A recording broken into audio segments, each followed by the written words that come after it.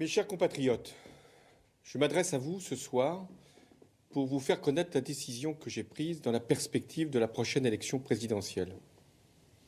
Depuis mai 2012, c'est-à-dire la date à partir de laquelle je suis devenu président de la République, j'ai agi avec les gouvernements de Jean-Marc Ayrault et de Manuel Valls pour redresser la France et la rendre plus juste.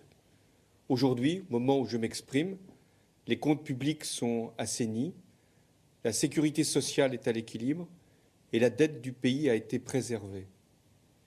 J'ai également voulu que notre modèle social puisse être conforté, parce que c'est notre bien commun. Je l'ai même élargi pour permettre à ces travailleurs qui avaient commencé très tôt leur vie professionnelle de partir plus précocement à la retraite.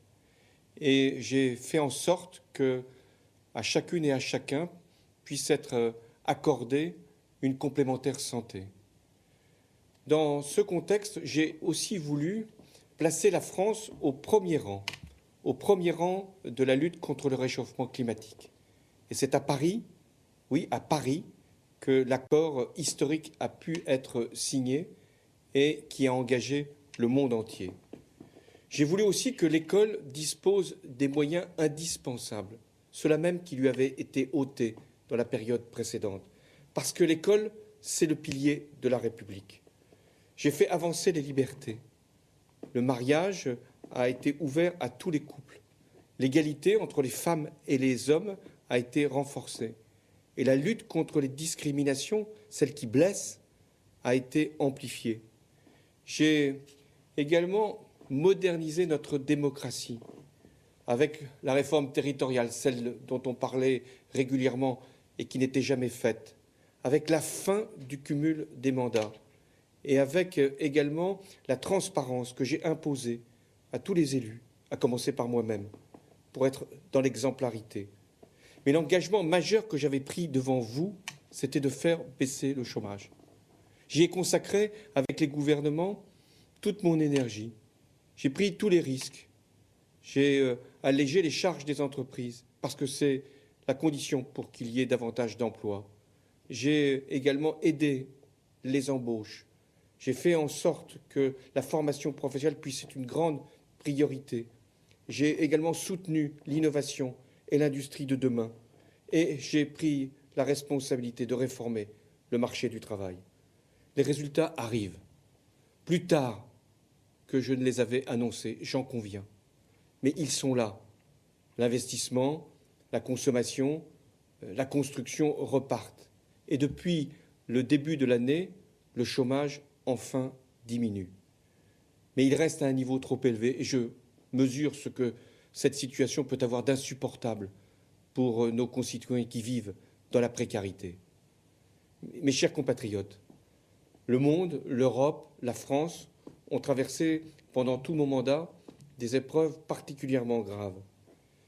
J'ai engagé nos forces armées au Mali, en Centrafrique, en Irak, en Syrie, pour défendre nos valeurs et pour combattre le terrorisme islamiste qui nous avait frappés et qui nous menace encore, frappés à Paris, à Saint-Denis, à Nice et dans tant d'autres lieux ensanglantés. Dans ces circonstances particulièrement éprouvantes, terribles même, j'ai voulu que soit maintenue la cohésion nationale, que nous puissions éviter les divisions, les surenchères, les stigmatisations et donc les amalgames. Mais en même temps, nous avons tenu bon et j'ai pris les mesures qui étaient nécessaires. Notre arsenal pénal a été durci, sans mettre en cause à aucun moment nos libertés. J'ai également procédé à des recrutements massifs dans nos armées, dans la gendarmerie, dans la police, parce que nous en avons besoin et qu'il y a encore beaucoup à faire.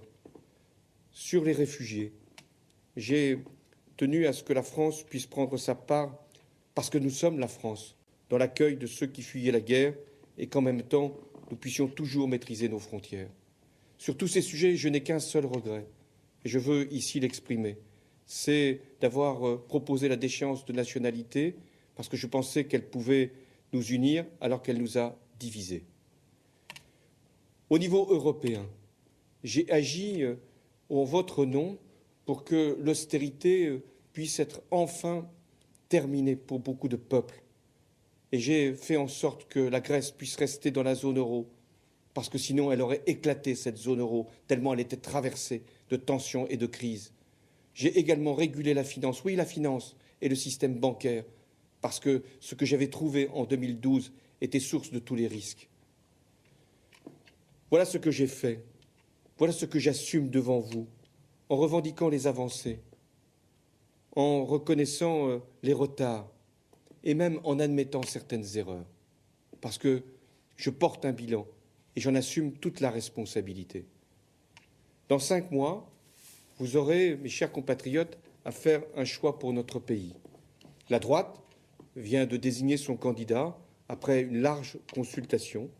Je respecte la personne, le parcours de François Fillon, mais j'estime que le projet qu'il porte met en cause notre modèle social et nos services publics sans aucun bénéfice, au contraire, pour notre économie et avec un risque d'aggravation des inégalités. Quant à l'extrême droite, elle nous appelle au repli, à la sortie de l'Europe et du monde, et elle prend comme référence ce qui vient de se produire aux États-Unis. Je vous le dis nettement, franchement, le plus grand danger, c'est le protectionnisme, c'est l'enfermement, et ce serait d'abord un désastre pour les travailleurs français. Or, comme président de la République, je tiens d'abord à ce que le travail en France puisse être soutenu et valorisé. Plus que quiconque, mes chers compatriotes, je mesure l'enjeu de la période qui s'ouvre. Comme président de la République, je dois diriger l'État. J'ai la responsabilité d'assurer le fonctionnement régulier de nos institutions jusqu'au terme de mon mandat et dans un contexte où la menace terroriste n'a jamais été aussi élevée. Comme socialiste, parce que c'est l'engagement de toute ma vie, je ne peux accepter, je ne peux me résoudre même à la dispersion de la gauche, à son éclatement, parce qu'elle priverait de tout espoir de l'emporter face au conservatisme et pire encore, face à l'extrémisme. Pour ma part, je ne suis animé que par l'intérêt supérieur du pays. Le pays, depuis plus de 4 ans et demi, je l'ai servi avec sincérité, avec honnêteté. L'expérience m'a apporté l'humilité qui est indispensable à l'action publique. Et face aux épreuves, j'ai pu avoir une capacité inépuisable de résistance devant l'adversité. Mais le pouvoir, l'exercice du pouvoir, les lieux du pouvoir et les rites du pouvoir ne m'ont jamais fait perdre ma lucidité, ni sur moi-même, ni sur la situation, car je dois agir. Et aujourd'hui, je suis conscient des risques que ferait courir une démarche, la mienne, qui ne rassemblerait pas largement autour d'elle. Aussi, j'ai décidé de ne pas être candidat à l'élection présidentielle, au renouvellement donc de mon mandat. Je tenais ici à vous en faire part directement, comme je m'y étais engagé au début du mois de décembre, tel que je l'avais moi-même annoncé. Je le fais en prenant toute ma responsabilité, mais aussi en appelant à un sursaut collectif et qui engage tous les progressistes, qui doivent s'unir dans ces circonstances. Parce que ce qui est en cause, ce n'est pas une personne, c'est l'avenir du pays. Je ne veux pas que la France soit exposée à des aventures qui seraient coûteuses et même dangereuses pour son unité, pour sa cohésion, pour ses équilibres sociaux. Voilà le message que j'étais venu ici vous adresser.